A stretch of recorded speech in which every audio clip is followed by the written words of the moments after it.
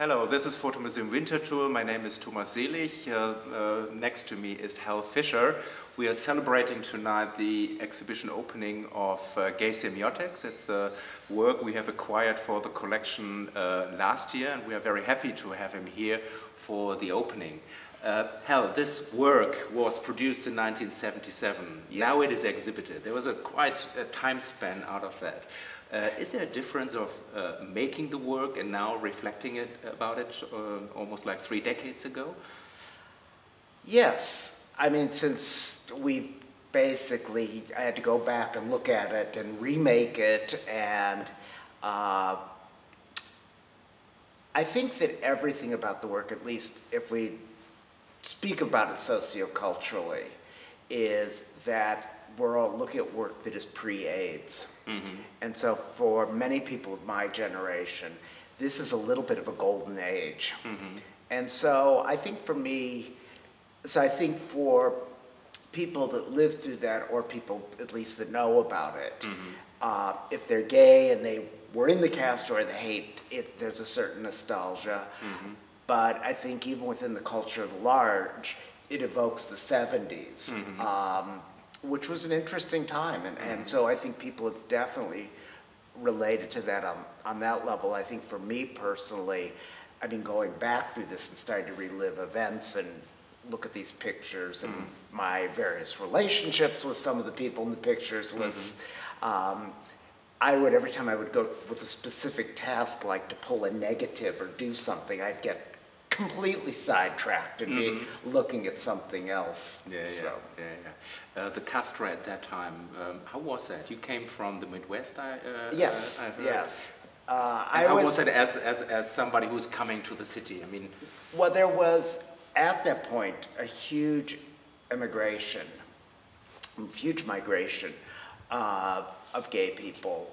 I did not come for that reason. Mm-hmm. I was accepted into the graduate program at photography at San Francisco State. Mm-hmm.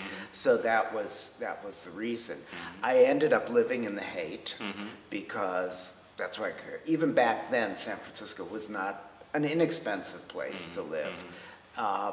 And when I moved, it was right at the beginning of 1975, and the Castro had been developing over, probably from about 1970 on, there were gay people that were moving from the Haight, because there was this evolution on one side from the Haight-Ashbury and the hippies, and certainly that was one of the things that opened up the more liberal sexual attitudes. So those people again started moving to the Castro because there was relatively inexpensive housing. There was an aging, predominantly Irish working class neighborhood that were moving out to the suburbs, and so that began what became a great gentrification of that neighborhood, which ironically now is getting a new generation of people that's much more mixed, much more heterosexual, people with children.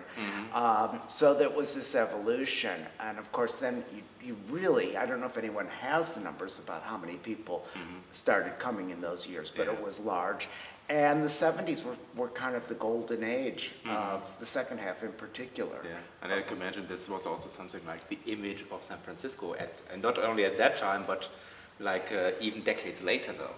Well, I think the distinction there is interesting, because I would say in the 70s, in terms of the city, and San Francisco historically was actually a very conservative city, even though it attracted people that came west, there still was a huge amount of conservatism, and I would not say that San Francisco, the establishment, was exactly embracing that the city had become gay. And then things started happening, like Armistead Maupin's Tales of the City, serial in the Chronicle, and it began changing. And of course then the real changes, all of a sudden, this becomes a huge economic driver. I mean, gay tourism, the amount of money that's spent. So it is very embraced. It is totally integrated, and certainly on every level. I was at the camera store the night that Harvey Milk actually won the election for district supervisor. Oh, really? Okay. And I mean, that was huge. That was huge. Now, I mean, the number of gay politicians, to me personally, it's a non-issue. And we even get to where we had a very contested election for our state assembly. And there was a gay candidate and another candidate, both of them were named David. One is Latino, one is Chinese American. The Chinese American is not gay. And a lot of the gay clubs, or some of them, supported the non-gay candidate. So it's at a whole different level now. I mean, when you were talking about this story here, this work, Gay Semiotics, where you have text and image, for me it was relatively new at that time, because I remember, like, photography-wise, there was the F-64 movement, things like that, but the connection text and image, and then this kind of really connotated text on that gay culture, so for me it was relatively new. Well, I think there's actually two issues. I mean, I was always interested in text, and really even back in college was doing things with writing on images. When I got to San Francisco and met Lou Thomas, he was the one that really introduced me to the notion of semiotics. At the same time, you know, I was very aware of people working with text. You have people out of England like Hamish Fulton. There was in San Francisco Jack Fulton, who very much evolved out of the Beat era, a native, and used text in a much more funk school manner. So there were a lot of models, but the semiotics really came from the mentoring from Lou Thomas and starting to read things like Claude Lévi-Strauss. I think that where the light bulb, as we say, went off was really reading Jack Burnham's Structure of Art.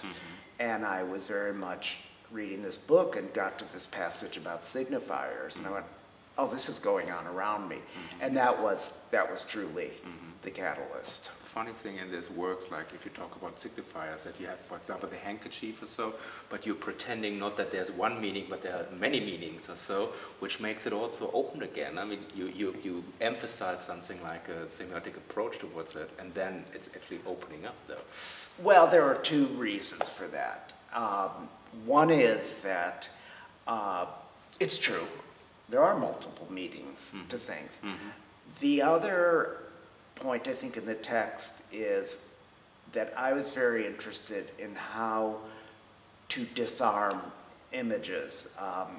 You know, when I was first reviewed for this work in art form, the reviewer pointedly made a distinction from Mapplethorpe's sensationalizing to my work. And I was very interested in the relationship of where you read the text versus where you see the image.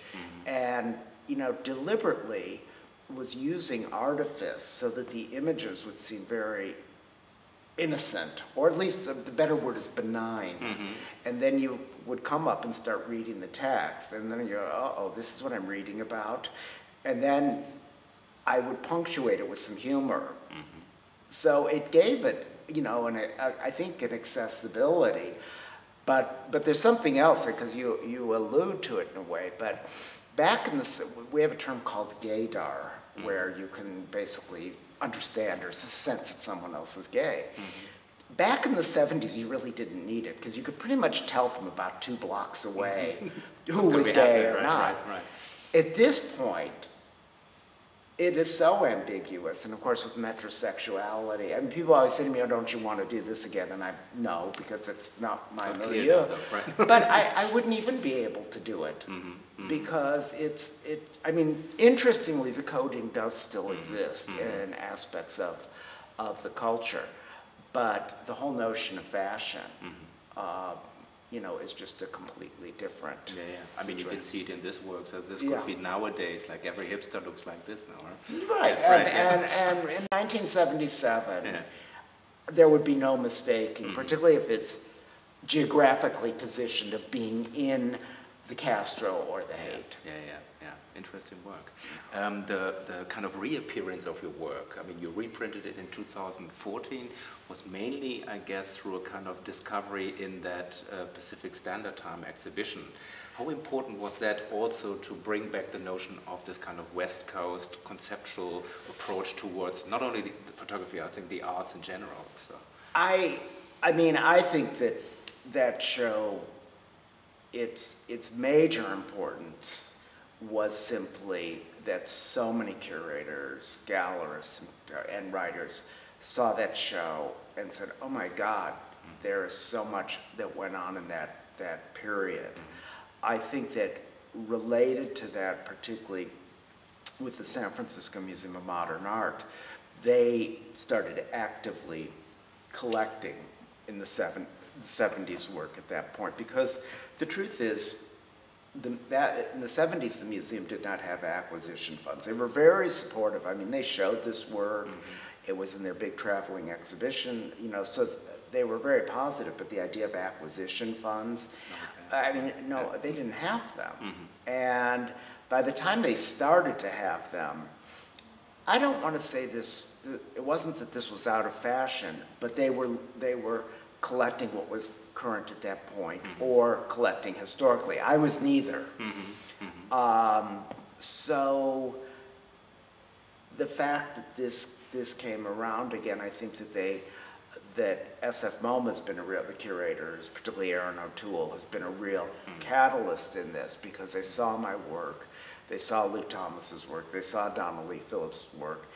Then they saw these publications that Lou Thomas did through NFS Press, and realized that not only was something happening here in San Francisco, but that it was actually spreading based on the publications and things going elsewhere. So I think there's a recognition of the work, both because it hasn't been seen, and also because they're starting to see some real influences. I mean, when Gay Semiotics, let's see, my show of this work was August 1977, and in mid-1978, Gay Semiotics, well, I should back up and say this work, which was just referred to as photographs, gained the title Gay Semiotics, and came out as a book. And the book sold almost 4,000 copies, which for a small press book is just, you know, unheard of. So I think there's just people going back historically and looking and embracing, and I think that, you know, you have it on these different layers. You have curators getting interested. Certainly, from younger gay people, I've found them really recapturing this as part of their history and really enjoying it, and being excited by it. Yeah, as we are. I mean, we're very happy to have this as part of our collection, and to have you here. So, Hal, thank you very much for this interview, and we hope that we have a nice evening tonight. Yes, definitely. Okay, super. Thank you.